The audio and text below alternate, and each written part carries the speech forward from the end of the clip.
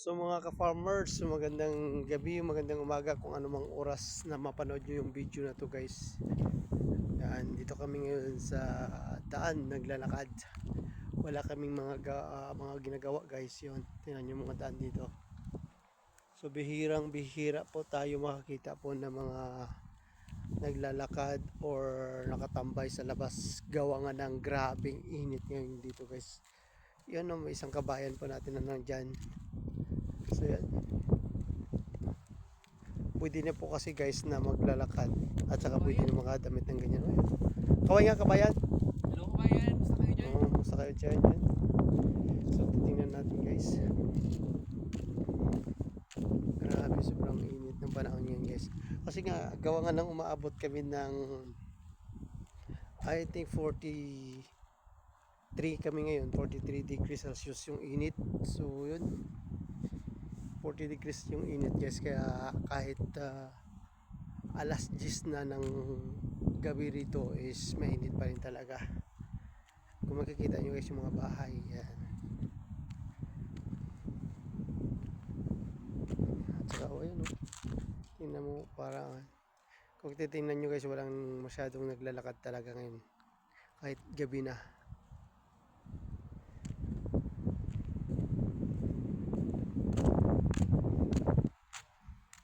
Nag-change na po kasi yung klima guys, kaya ganito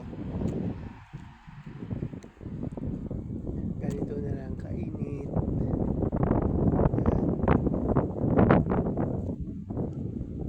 Yan guys, tingnan nyo. Sabi ko sa iyo, sobrang init yung yung hapak ng hangin. Talaga, tingnan mo. Kasi nga change klima na yun eh.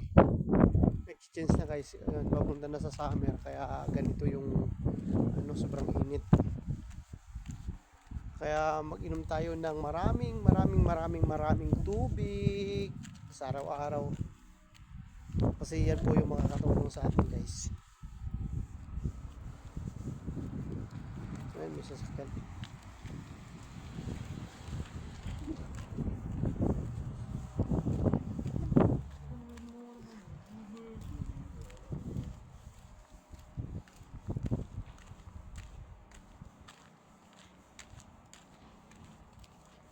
Dito tayo dumaan.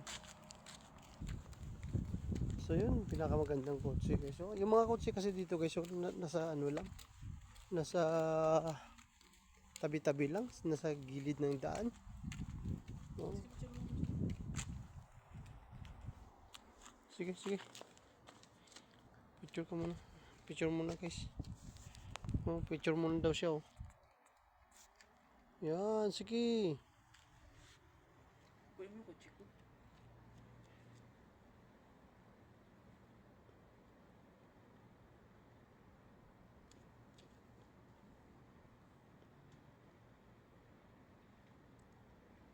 Naka-timer pa. Ito yung mga ginagawa namin guys. Yun o, tingnan mo, ginagawa niya kahit hindi yung tapos sabay post bagong sasakyan. Yan yung tingnan nyo, ayun, yung mga sasakyan dito na sa gilid ng daan. Ayan. Mura lang yun dito. Oo, mura lang dito, no? Dito guys, makakabili ka kasi ng 7,000 real na sasakyan. Makakabili ka ng 10,000, makakabili ka ng iba't ibang uri ng sasakyan guys. Pero alam nyo naman kung pag 10,000 na tapos 7,000 na mga ganyan guys na presyo, mga second hand na yan or mga third hand na yan, mga dalawang na dumaan sa dalawang tao na sa dalawang kamay, kaya ganyan. Pero kung isipin natin guys, maayos pa naman talaga siya, ayos talaga siya. Nandiyan yung mga sasakyan dito lang talaga sa gilid, kasi gawa nga guys na pag ganitong parang subdivision type lang siya guys, wala talagang parkingan yan sa loob, nasa gilid lang talaga yung nasa gilid lang talaga yung mga sasakyan yan, nakahilera lang sa gilid.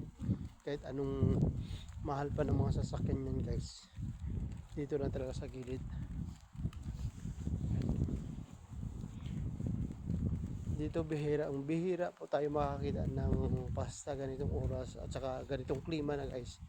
Bihira po tayo makakita ng mga tao na nagtatambay sa labas ng kanilang mga bahay.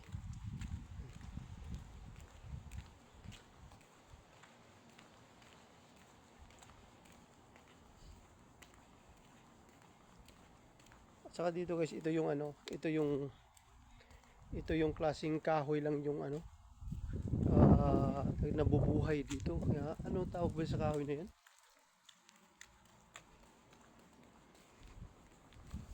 Hindi ko alam kung anong tawag yan sa kahoy na yan eh.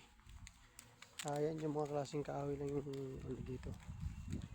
Nabubuhay.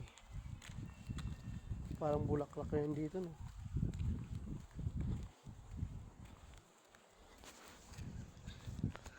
Assalamualaikum. Ayan guys. So, yun, dalawa nga pala kami ni Alvin guys. Pupunta kami ng Bacala.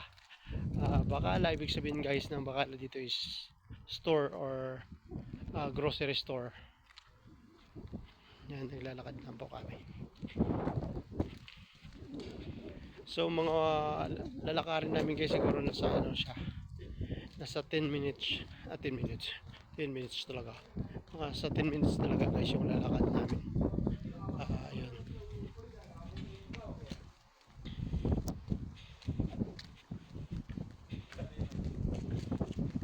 So guys, maraming salamat. See you to the next vlog.